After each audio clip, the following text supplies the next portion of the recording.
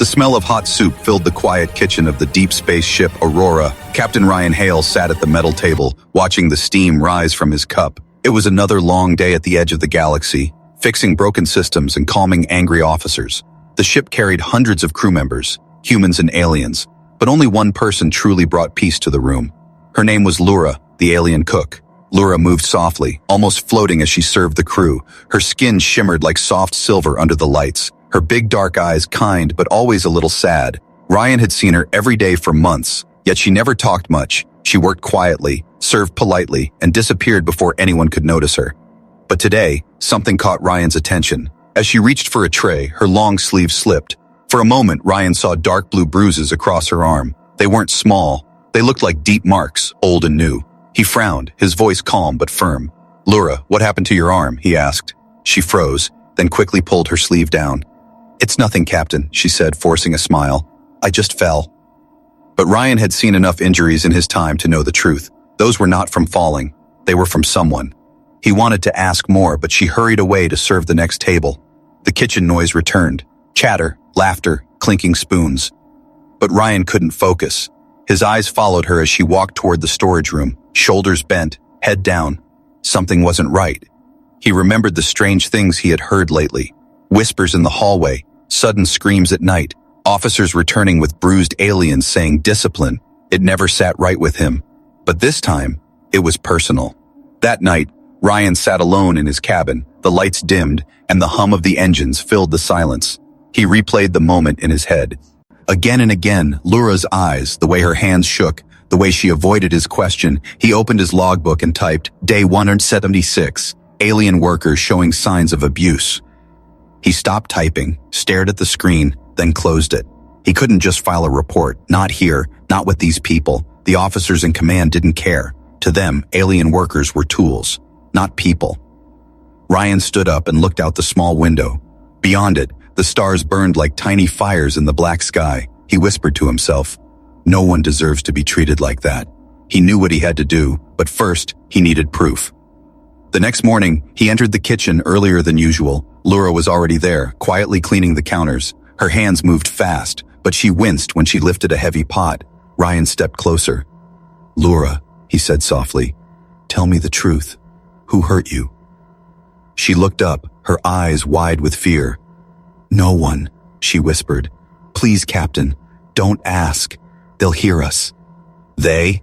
Ryan asked, but she only shook her head and turned away. He could see tears forming in her eyes that broke something inside him. For the rest of the day, he watched her carefully. Every time a group of security officers entered the dining area, she flinched. Every time one of them laughed, she looked smaller. Ryan noticed the pattern. These weren't just random bruises. Someone, maybe those same officers, was hurting her. Late that night, when most of the crew were asleep, Ryan returned to the kitchen. He wanted to see where she stayed after her shift. He followed faint lights down the hallway to a small service corridor. There, he found a door marked maintenance only. Inside, instead of machines, he found small sleeping pods, 20 of them, for alien workers, each one barely the size of a coffin, and in one of them, curled up under a thin blanket, was Lura. Her face looked peaceful. He whispered, "This isn't a home, it's a prison." For a moment, he felt helpless. But then, as he watched Lura sleeping, he made a silent promise. He would not let this continue, not on his ship, not under his command, even if it meant breaking every rule in the galaxy. As he walked back to his cabin, the lights flickered. The ship hummed with quiet tension, like it knew something was about to happen. Ryan didn't know it yet, but this small act of noticing, a bruise, a whisper, a look, would soon start a chain of events that would shake the entire galaxy. The next morning began like any other, but Captain Ryan Hale felt something different in the air. The kitchen smelled of bread and hot coffee, but behind that warmth there was tension. Lura moved quietly between the tables, her steps light, her face calm, but her eyes told a different story. Ryan sat in his usual corner, pretending to read reports while watching her closely. He wasn't sure what scared her more, the bruises or the people who caused them. When the doors opened, 3 security officers walked in, laughing loudly. Their uniforms were dark, their boots heavy on the metal floor. One of them, Sergeant Merrick, slapped the counter with a grin. "Breakfast alien," he said, pointing at Lura. "And make it fast." Lura hurried to serve them, her hands trembling slightly. Ryan noticed the small twitch in her fingers every time Merrick spoke. He smiled at her with cold eyes, the kind of smile that hides cruelty. Ryan's jaw tightened. He wanted to stand up, to shout, to throw Merrick out of the kitchen, but he forced himself to stay calm. He couldn't help Lura if he got arrested for insubordination. He needed to understand what was really happening first. When the officers finally left, Lura stood still for a long time, staring at the floor. Ryan waited until she began cleaning again, then slowly walked up the sea. To her, "Lura," he said softly, "I saw what happened." She froze, her lips pressed tight. "You don't understand," she whispered. "You can't stop them. They own this ship." Ryan frowned. "Own? The ship belongs to the Federation." She shook her head, eyes full of fear.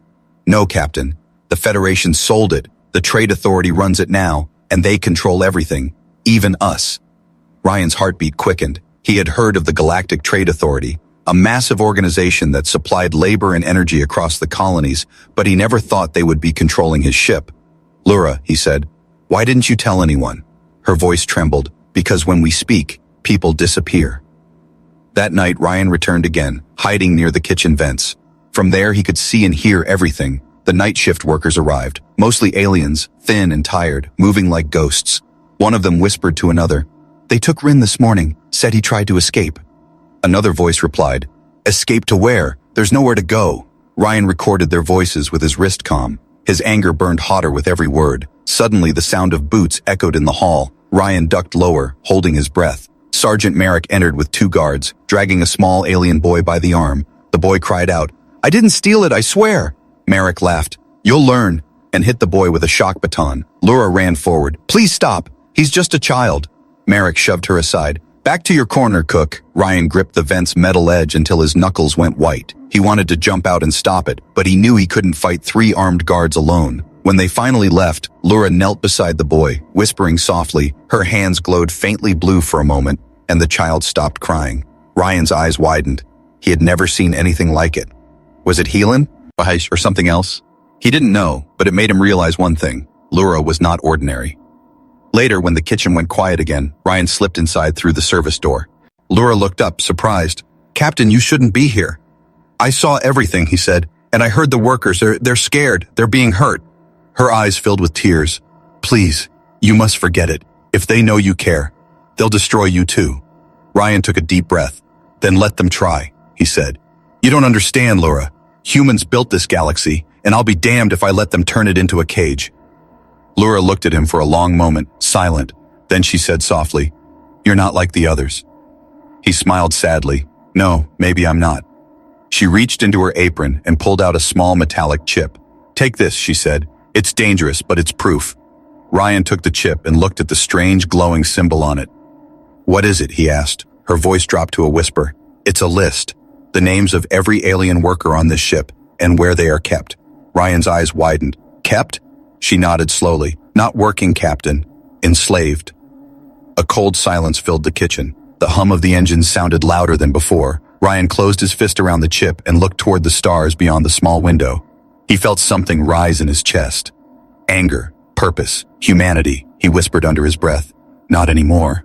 As he left the kitchen, the lights flickered again. In that quiet moment, somewhere deep in the ship, he heard a faint metallic voice from the speakers. "Unauthorized data transfer detected." Ryan froze, the chip glowing faintly in his hand. The storm was coming, and it had just begun. The alarms that night were quiet, just small red lights blinking in the hallway.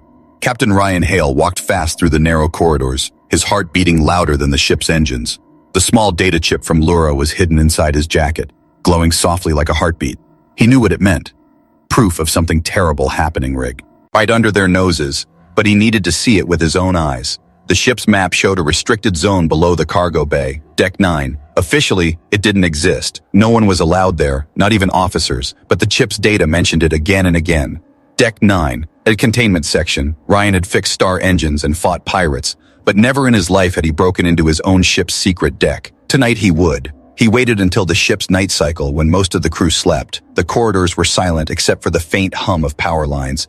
He carried a small tool from engineering, a laser cutter disguised as a wrench. When he reached the metal door marked Maintenance, Authorized Personnel Only, he stopped.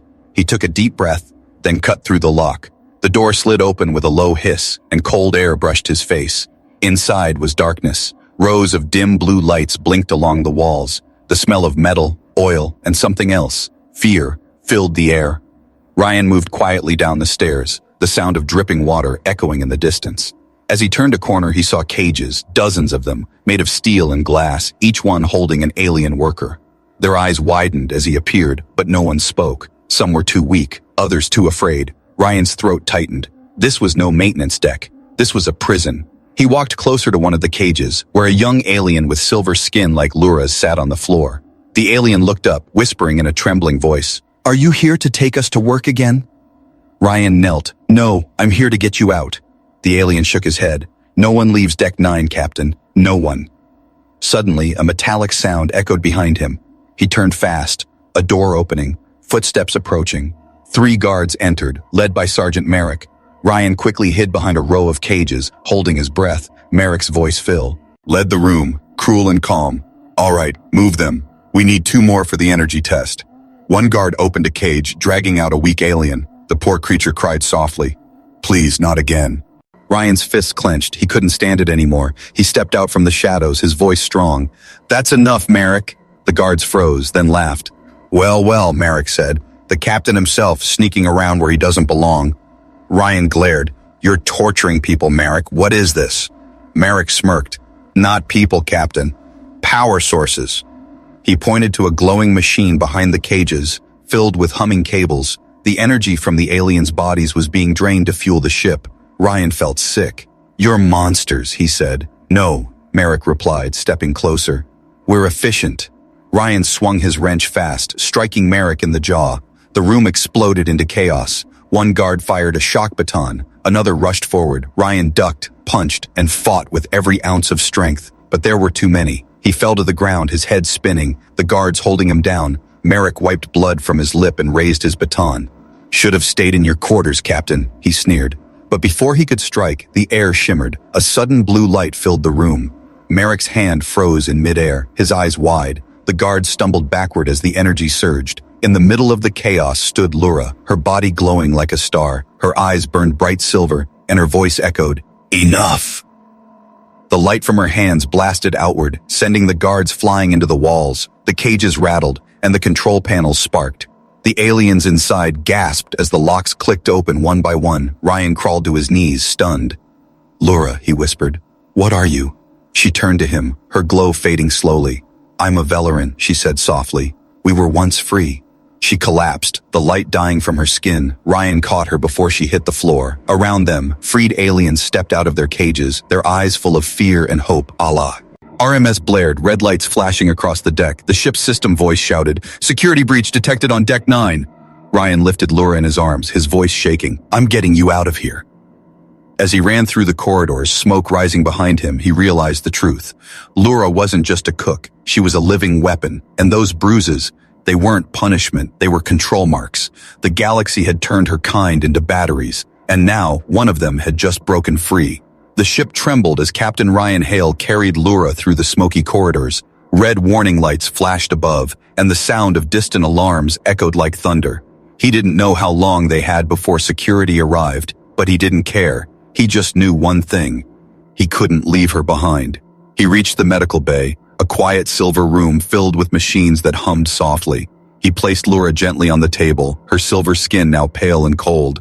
The glowing blue marks on her arms had faded, leaving faint scars like lightning veins. Ryan searched the drawers for medical gel, trying to patch her wounds, but as he did, her body began to glow again, dim and slow, like a dying star trying to live.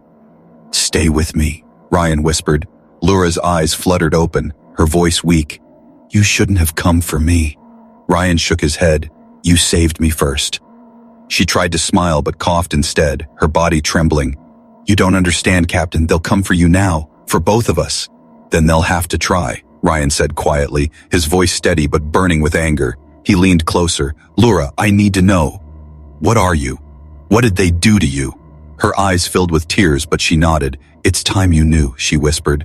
Her hand glowed faintly blue as she touched the scanner on the table. The holographic screen above flickered to life, showing a bright world full of sylv.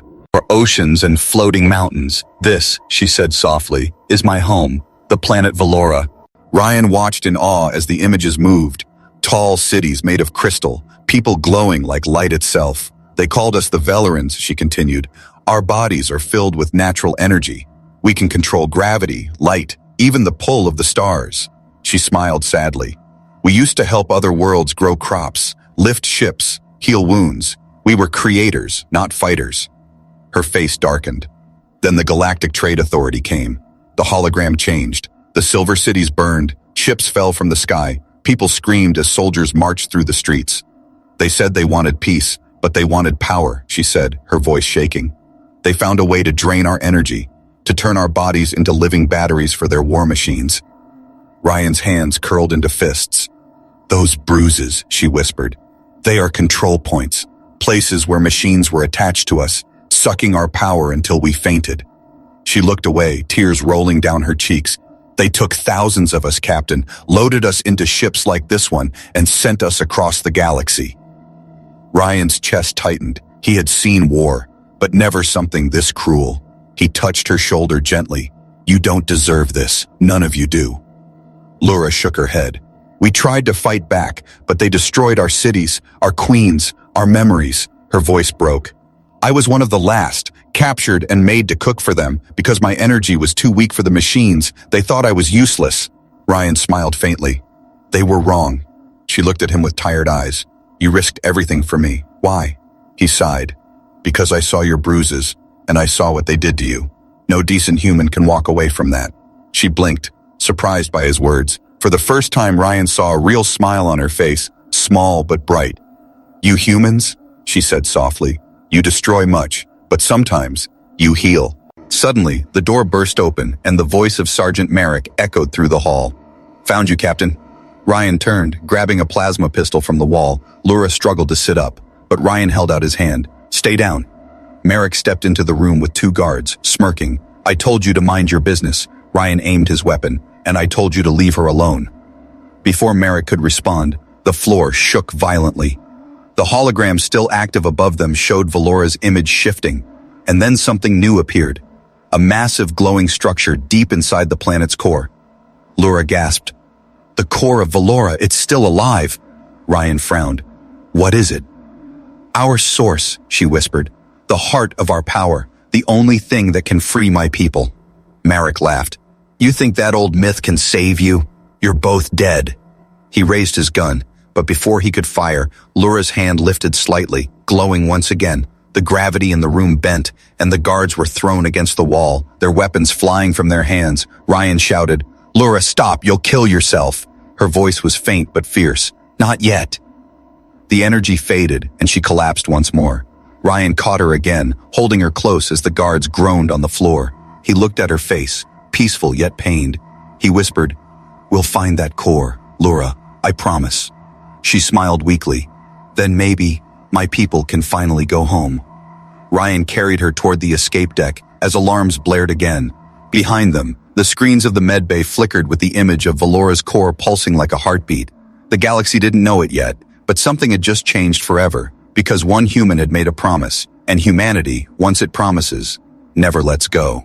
The engines of the escape shuttle roared softly as Captain Ryan Hale guided it through the endless dark of space. Behind him, the stars stretched like silver rivers, calm and cold. Lura lay on the medical bed, her body weak but breathing, the blue glow under her skin slowly returning. Ryan checked her vitals again, his mind racing faster than the ship itself. He had stolen the shuttle, broken every law, and defied the Galactic Authority. But for the first time in years, he didn't feel like a soldier or an officer. He felt like a human. He replayed her words in his head again and again.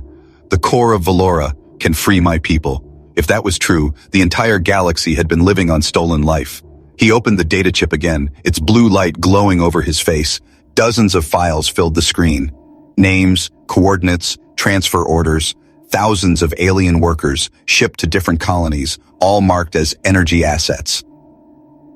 He felt sick reading it. This wasn't trade, it was slavery.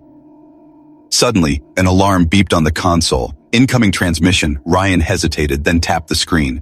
A familiar voice filled the cabin. Commander Reeve, his superior officer.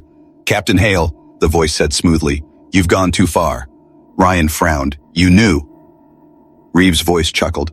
Of course I knew, Captain. The Authority funds our fleets, supplies our fuel, keeps the Federation alive. Did you really think one alien cook was worth risking that?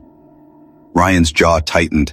She's not just one alien. She's a person, and her people are dying. Reeves' tone hardened. Return the shuttle now, Ryan, and maybe I can save your career. Ryan's voice turned cold. You can have my career, Commander, but not my conscience. Then he ended the transmission. For a few minutes, there was silence. Lura stirred, opening her eyes weakly. You look angry, she whispered. Ryan sighed. The people I serve with are the same ones who built your prison. She nodded slowly. Then it's time to stop serving them. Ryan looked at her. You really believe we can reach the core? Lura smiled faintly. I don't believe, Captain, I know. But their quiet moment didn't last. Suddenly the ship shook violently, alarms blaring red. Ryan checked the radar. 3 Federation fighters were behind them, closing fast. They tracked us, he muttered. Pulling the controls, Lura gripped the side of the bed. Can you lose them? Maybe, Ryan said, but I'll need to fly through the storm. Ahead of them, a nebula field glowed with purple clouds and streaks of lightning. It was suicide to enter, but it was their only chance. The fighters opened fire, blue lasers cutting across space. Ryan dived into the nebula, the ship shaking like it would break apart. Electric storms flashed outside, lightning dancing across the hull. Hold on, he shouted, as the ship spun through clouds of ion energy. After minutes that felt like hours, the radar finally went clear. Ryan let out a breath, the tension easing from his shoulders. Lura smiled weakly. You're a good pilot. He grinned. No, just a stubborn one. They stopped near a small moon to repair the shuttle. Ryan stepped outside in a spacesuit, the stars glowing above the frozen surface. He looked at the galaxy and whispered, We're coming for you, Valora. But as he returned to the cockpit, something felt wrong. The lights inside flickered, and the control screen blinked. Unauthorized access detected. His stomach dropped. He ran to the back and the sight froze him. Standing there was Commander Reeve. Behind him, 2 armored soldiers aimed plasma rifles. Ryan's voice broke. How did you... Reeve smirked. You think you can hide from the Authority, Captain? You forget who built this ship. Ryan reached for his weapon, but one soldier fired, knocking it from his hand. Don't, Reeve warned, stepping closer. You've embarrassed the Federation, Ryan, and you've stolen valuable property.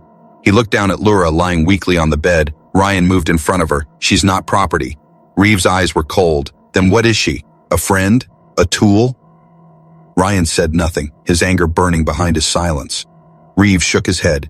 You could have been a hero, Captain, but now you'll be a warning. Before he could finish, the ship's systems flickered again. Lura's eyes opened, glowing brighter than ever before. She whispered something in her own language, and the room's gravity shifted. The soldiers floated upward, shouting in panic. Ryan dove forward, punching Reeve to the ground. The lights exploded as Lura's power surged through the ship. Run, she shouted, her voice echoing like thunder. Ryan grabbed her hand, pulling her toward the cockpit, but before he could start the engines, Reeve fired his gun. The blast hit the control panel, sparks flying. Lura fell back, groaning in pain, her blue light flickering. Ryan shouted, Lura, and turned the ship's power back on manually. He looked back. Reeve was gone, dragged away by the shifting gravity, but his final words echoed through the static. You can't save her, Ryan. The galaxy belongs to us. Ryan's hands shook as he took control again. The ship rose, engines screaming, leaving behind the wreckage and betrayal. He looked down at Lura, her hand weakly gripping his. Her voice was faint. The core. Find it, before they do. Ryan nodded, his eyes burning with fury and resolve. He whispered, I promise. Outside, the nebula clouds opened, revealing the stars once more, and among them, a faint pulsing light in the distance. The coordinates of Valora's core. Ryan set the course. This wasn't just about saving her anymore. It was about saving every enslaved soul in the galaxy. The stars burned brighter than ever as Captain Ryan Hale's ship drifted through the edge of the nebula. Behind him, the wounds of battle still smoked, the scars of betrayal still fresh. Beside him lay Lura, her silver skin glowing faintly, her breath slow but steady. The energy inside her flickered like a candle in a storm, but it was still alive, and that was enough for Ryan to keep fighting. He set the ship's course toward Valora's core, the secret source of power buried deep in Lura's destroyed homeworld. But it was not an easy journey. Every system in the galaxy was hunting him now. The Federation, the Galactic Trade Authority, and every bounty hunter who wanted their reward. His face appeared on transmission screens everywhere, labeled the Human Traitor, but others called him something else, the human who fought for the stars. As Ryan flew through the cold silence of space, messages began to appear on his ship's receiver. Alien voices whispered through static. "Captain Hale, we heard what you did on Deck 9. You freed the workers. Tell us how to fight." One by one they came, messages from miners, pilots, refugees, and slaves. Every species that had suffered under the authority now spoke his name. It was no longer just his mission, it was a movement. Lura opened her eyes slowly, her voice weak but calm. "You hear them, don't you?" she said. Ryan nodded. "Yeah, they're ready to rise." She smiled softly. "Then you've done what no one ever could. You made the galaxy listen." Ryan touched her hand. "Not yet, Lura, we're just getting started." They landed on an old asteroid base once used by smugglers. The hangar was filled with broken ships and forgotten machines. But Ryan saw something more: potential. He turned the lights on and started sending signals. Within days, small ships began to arrive from all directions. Aliens, ex-soldiers, engineers, medics, all united by one goal: to bring down the Galactic Authority. Ryan stood on a platform, facing the gathered crew. He wore no uniform now, just a simple flight jacket. His voice echoed through the hall. "We've all been hurt by them," he said. "We've all been used, betrayed, and silenced." He looked at their tired faces, hundreds of different beings from 100 worlds. "But today we stop being victims," he said firmly. "Today we fight back." The room roared with cheers, fists and claws and metal arms raised high. For the first time, the galaxy's broken souls had found hope. Lura stood beside him, her body still weak but glowing stronger with each passing hour. Her voice carried softly. "The core of Valora can heal the worlds, but the Authority will destroy it if they reach it first." Ryan nodded. "Then we beat them to it." They began to build. Old fighters were repaired. Cargo ships were turned into rescue vessels. Alien engineers linked their powers to the ship's systems, creating engines faster than anything before. Every night, Ryan walked among them, checking on progress, offering a hand. He wasn't a captain anymore. He was a leader. Then one night, the alarms blared. Lura rushed to the command deck, her eyes glowing bright. Ryan stared at the screen. A massive fleet was approaching. Dozens of Authority warships led by the flagship Tyrant's Dawn, Commander Reeves' ship. "They found us," Ryan said quietly. Lura placed her hand on his shoulder. "Then let them see what we've become." The battle began.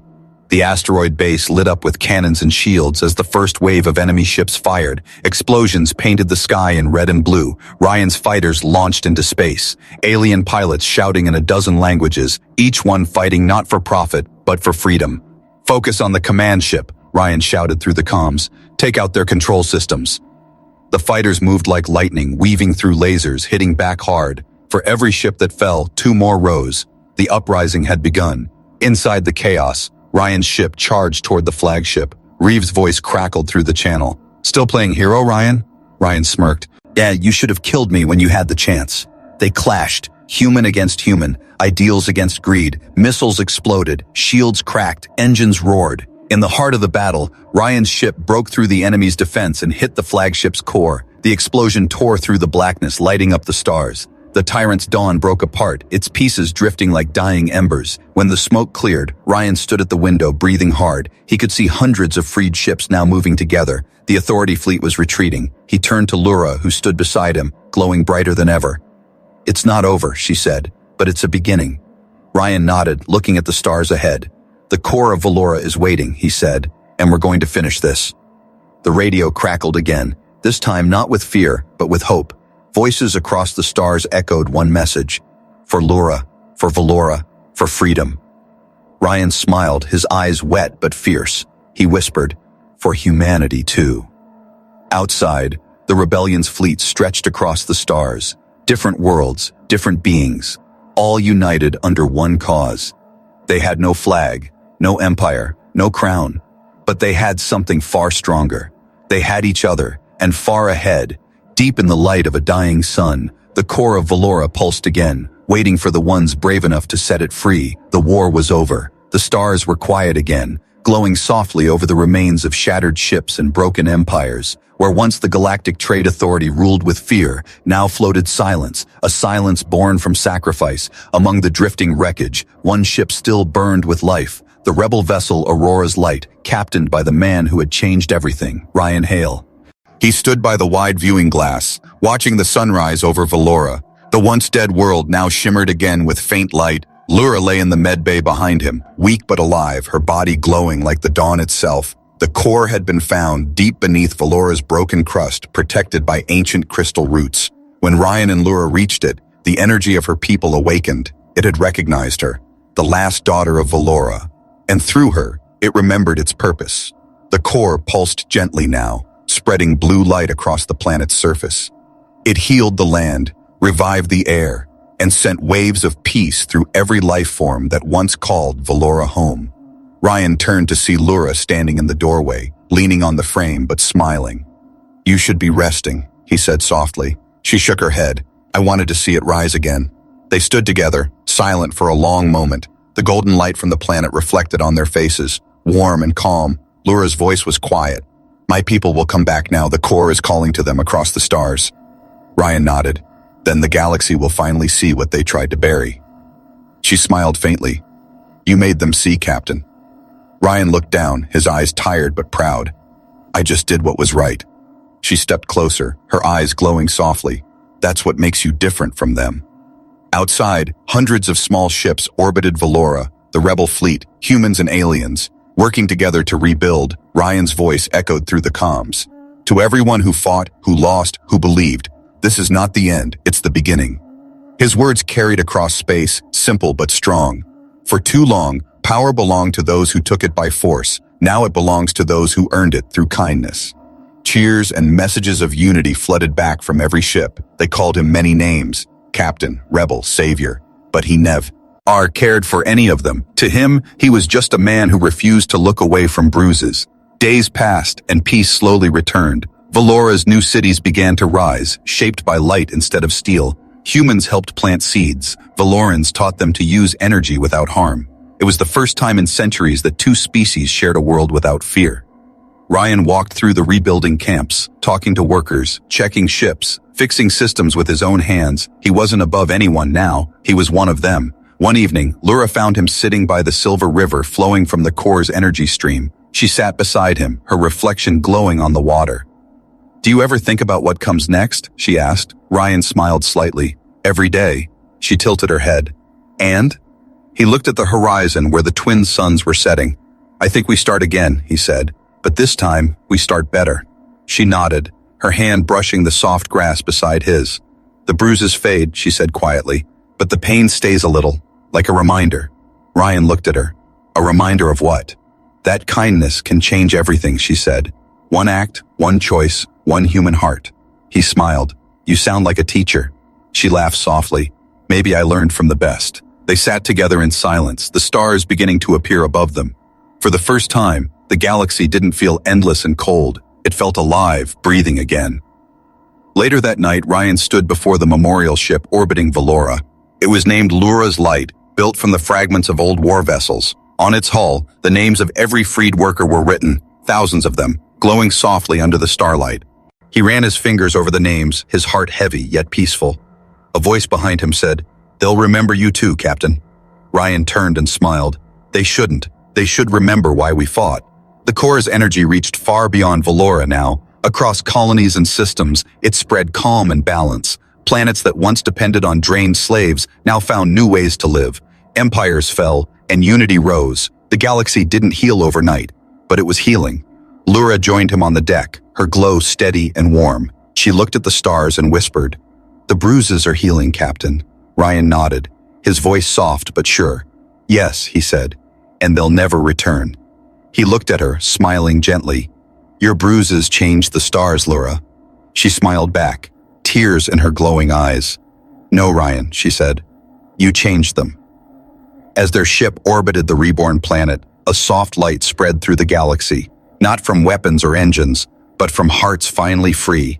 The story of a human and his alien friend traveled far, whispered in stations, schools, and homes. A story not about war, but about compassion. A story that began with a bruise and ended with a healed universe.